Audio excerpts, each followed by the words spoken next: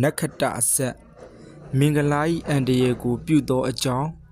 ပစ္စုပန်ဝတ္ထုနတ်နှင့်တကွလူကိုဆုံးမတော်မူတတ်သောတပ်ပညုမြတ်စွာဘုရားသည်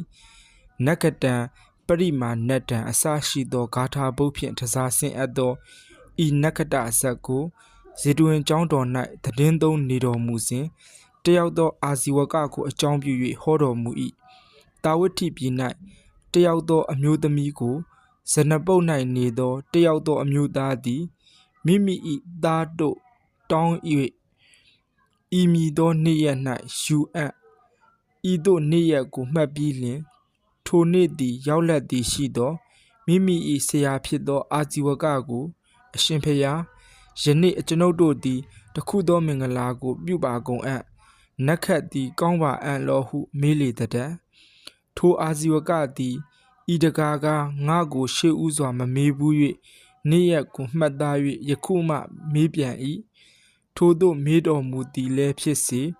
ထိုတကားဤမင်္ဂလာကိုဖြတ်အပ်ဤသို့အမျက်ထွက်၍ယနေ့နက္ခတ်မကောင်းယနေ့မင်္ဂလာမပြုလျင့်မင်္ဂလာကိုအကယ်၍ပြုကုန်အံ့မင်္ဂလာကိုပြုသောသူအားကြီးစွာသောပျက်စီးခြင်းသည်ဖြစ်လက်တံဟုဆို၏အမျိုးဖြစ်ကုန်သောလူတို့သည်ထိုအာဇီဝက၏စကားကိုယုံကြည်၍ထိုနေ့မသွားကြကုန်တာဝတိပြည်၌နေကုန်သောသူတို့သည်အလုံးစုံသောမင်္ဂလာကရိယာကိုပြု၍ဇနပုတ်သားတို့မလာသည်ကိုသိ၍ထိုဇနပုတ်သားတို့သည်ယနေ့လာမည်နေ့ရက်ကိုမှတ်သားကုန်၏လာကမလာကုန်ငါတို့သည်လည်းများစွာကုန်သောရိက္ခအမှုကိုပြုအပ်ကုန်ပြီထိုဇနပုတ်သားတို့ဖြင့်ငါတို့အားအဘယ်အကျိုးရှိအံ့နည်းငါတို့၏သမီးကိုတပါးသောသူအားပေးကုန်အံ့ဟုစီရင်ပြီးတိုင်းသာလျှင်ဖြစ်သောမင်္ဂလာဖြင့်သမီးကိုတပါးသောအမျိုးသားအားပေးကုန်၏ဇနပုတ်သားတို့သည်နတ်ဖြန်နေ့၌လာလက်၍ငါတို့အားသတို့သမီးကိုပေးကုန်လောဟုဆိုကုန်၏ထိုအခါဇနပုတ်သားတို့ကိုတာဝတိမျိုးသားတို့သည်ဇနပုတ်၌နေကုန်သောအိမ်ရှင်ဖြစ်ကုန်သောတင်တို့မြည်သည်ကရုံမာကုန်သောလူတို့သည်နေ့ရက်ကိုမှတ်သား၍မထီမဲ့မြင်ပြုသဖြင့်မလာကုန်လာမြဲအတိုင်းသောခရီးဖြင့်သာလျှင်ပြန်ကြကုန်လောငါတို့သည်တပါးကုန်သောသူတို့အားသတို့သမီးကိုပေးအပ်ပြီးဤသို့ရေရွတ်ကုန်၏ထိုဇနပုတ်သားတို့သည်တာဝတိမျိုးသားတို့နှင့်တကွခက်ရန်ကိုပြုကုန်၏သတို့သမီးကိုမရမှု၍လာမြဲတိုင်းသောခရီးဖြင့်သာလျှင်ပြန်ရကုန်၏ထိုအာဇီဝကသည်လည်းထိုသူတို့၏မင်္ဂလာ၏အန္တရာယ်ကိုပြုသောအဖြစ်သည်ယဟန်တို့၏အတွင်း၌ထင်ရှားသည်ဖြစ်၏ထိုယဟန်တို့သည်လည်းတရားသဖြင့်၌စီဝေးကုန်လျက်ငါရှင်တို့အာဇီဝကသည်အမျိုး၏မင်္ဂလာအန္တရာယ်ကိုပြုအပ်၏ဟုပြောဆိုလျက်နေကုန်၏မြတ်စွာဘုရားသည်လာတော်မူလက်၍ယဟန်တို့ကိုယခုအခါဘယ်စကားဖြင့်စီဝေးကြကုန်သနည်းဟုမေးတော်မူ၏ယဟန်တို့သည်ဤမည်သောစကားဖြင့်စီဝေးပါကုန်၏ဟုလျှောက်ကုန်၏ယဟန်တို့ယခုအခါ၌သာလျှင်ထိုအာဇီဝကသည်အမျိုး၏မင်္ဂလာအန္တရာယ်ကိုပြုတတ်သည်မဟုတ်သေးရှေ့၌လည်းဤအာဇီဝကသည်ထိုသူတို့အားအမျက်ထွက်၍မင်္ဂလာ၏အန္တရာယ်ကိုပြုဘူးသည်သာလျှင်ဒီဟုမိန့်တော်မူ၍အတိတ်ကိုဆောင်တော်မူ၏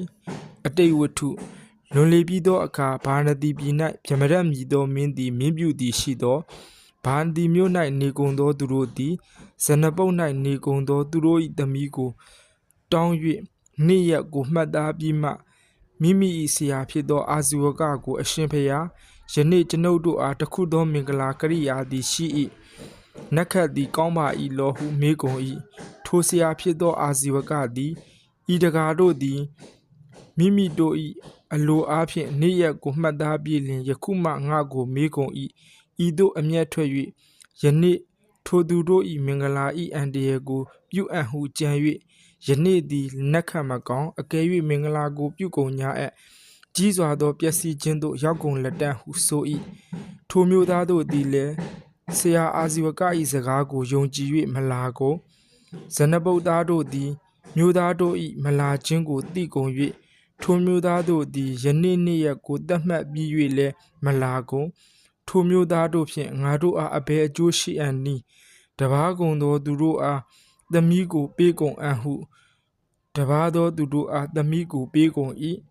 မျိုးသားတို့သည်နတ်ဖြန်နေ့၌လာလက်ကုန်၍သူတို့သမီးကိုတောင်းကုန်၏ဇနဗုဒ္ဓတို့သည်မြို့၌နေကုန်သောတင်တို့မြည်သည်ကအရှက်အကြောင်းမရှိကုန်သောအင်းရှင်သာလျှင်ဖြစ်ကုန်၏နေ့ရက်ကိုမှတ်သားပြီးမှ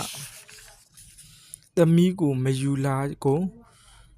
ငါတို့သည်တင်တို့မလာသည်ဤအဖြစ်ကြောင့်တပါးသောသူတို့အားပေးကုန်ပြီဟုဆိုကုန်၏ငါတို့သည်ဆရာအာဇီဝကကိုမေး၍နက္ခတ်မကောင်းဤသို့စကားကိုကြား၍မလာကုန်ငါတို့အားသမီးကိုပေးကုန်လောဟုဆိုကုန်၏ငါတို့သည်တင်တို့ဤမလာသည်အဖြစ်ကြောင့်တပါးသောသူအားပေးကုန်ပြီယခုမှပေးအပ်ပြီးသောသူတို့သမီးကိုတဖန်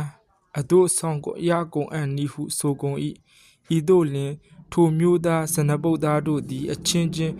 ခက်ရန်ကိုပြုကုန်ကြစဉ်တခုသောအကြောင်းကြောင့်ဇနပုဒ်သို့သွားသောတယောက်သောမြို့နေပညာရှိယောက်ျားသည်ငါတို့သည်အာဇီဝကကိုမေးကုန်၍နက္ခတ်မကောင်းသည့်အဖြစ်ကြောင့်မလာကုန်ဤသို့ဆိုကုန်သောထိုမျိုးသား၏စကားကိုကြား၍နက္ခတ်သည်အဘယ်အကျိုးရှိအံ့နည်းသူတို့သမီးကိုရသည်အဖြစ်သည်သာလျှင်နက္ခတ်မဟုတ်သလောဤသို့ဆိုလို၍နက္ခတ္တာနံမတိမာနတ္ထံအထောဘာလံဥပ္ပစ္စာကအထောအထတနက္ခတံကိဉ္ကရိယိတံတိတာရကာဟူသောဤဂါထာကိုဆို၏နက္ခတံနက္ခတ်ကိုပရိမာဏထံငတ်လင့်သောဘာလံလူမိုက်ကိုအထောသူတို့သမီးကိုရခြင်းဟုသောအကျိုးသည်ဥပ္ပစ္စကလွန်၏အထောလိုအပ်သောအကျိုးသည်အထတအလိုရှိတတ်သောသူ၏နက္ခတံနက္ခတ်သည်တာရကကောင်းကင်ကျယ်တို့သည်ကိဉ္အထံပေအကျိုးကိုကရိတန္တိ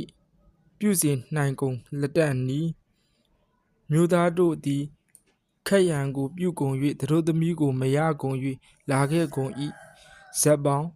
မြတ်စွာဘုရားသည်ယဟန်တို့ဤအာဇီဝကသည်ယခုအခါ၌သာလျှင်ထိုအမျိုး၏မင်္ဂလာအလယ်ကိုပြုတတ်သည်မဟုတ်သည်ရှေ့၌လည်းပြုဘူးသည့်သာလျှင်ဒီဟုဤဓမ္မဒေနာကိုဆောင်တော်မူ၍အနုတတိကိုဆက်၍ယခုအခါအာဇီဝကသည်